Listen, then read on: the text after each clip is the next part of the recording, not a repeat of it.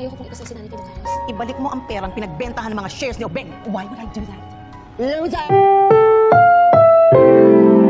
Ang programang ito ay rated SPG. Striktong patnubay at gabay ng magulang ang kailangan. Maaaring may masiselang tema, lengguwahe, karahasan, sexual, horror o droga na hindi angkop sa mga bata.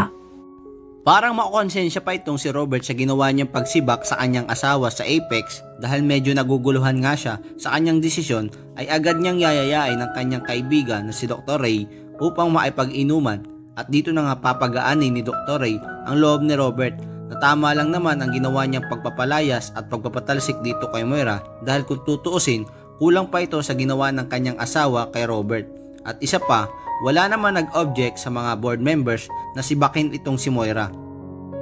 At isa pa nga problema ni Robert ay ang pagwawaldas ni Moira ng perang napagbintahan sa shares ni Robert. Wala din daw magiging silbi ang pagpapatalsik niya kay Moira kung hindi naman ito ibabalik ang mga pera. Kaya naman na matuklasan ito ni Giselle ay hindi na nga siya magdadalawang isip pa at agad niya susugurin si Moira. Kailangan daw ibalik ng demonyeta ang mga perang pinagbintahan ng shares ni Ubeng.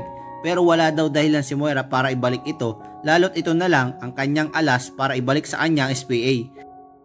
At magagawa pa nga ang asarin ng demonyeta si Giselle at tatawagin niya nga itong loser.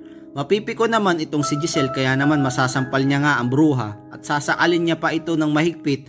Halos pumutok na nga ang mga ugat ni Moira sa leeg sa sobrang higpit ng pagkaasakal ni Giselle sa kanya.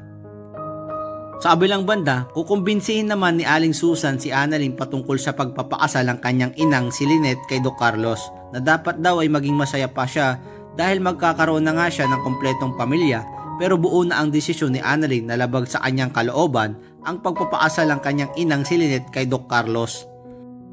Kaya naman kung isa ring sumasang-ayon na dapat nang i-boycott nila Annalyn at Lynette ang Eastridge dahil sa paglabas ng tunay na ugali ni Carlos at kasinungalingan nito, ay paki-like ang bidyong ito and don't forget to subscribe.